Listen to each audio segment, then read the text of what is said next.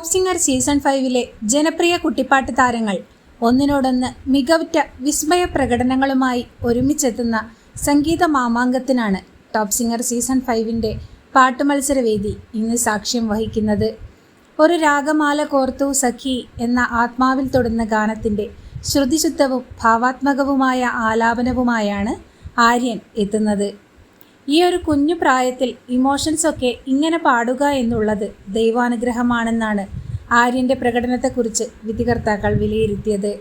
പാതിരാ കൊട്ടാരങ്ങളിൽ എന്ന KS ചിത്ര ആലപിച്ച ഇമ്പം തുളുമ്പുന്ന ഗാനത്തിൻ്റെ വിധികർത്താക്കൾ എല്ലാവരും എഴുന്നേറ്റ് നിന്ന് കൈയടിച്ച പ്രകടനവുമായാണ് സെബാമൂൺ എത്തുന്നത്.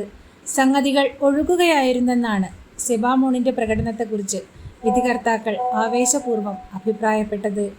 പാതിരാവായില്ല എന്ന ഹൃദ്യമായ ഗാനവുമായി ആർജിതയും രണ്ടുപേർ ചേർന്ന് പാടിയ ഗാനം ഒറ്റയ്ക്ക് പാടി ഇശലും പാട്ടുമത്സരവേദിയെ വിസ്മയിപ്പിക്കുന്നുണ്ട്.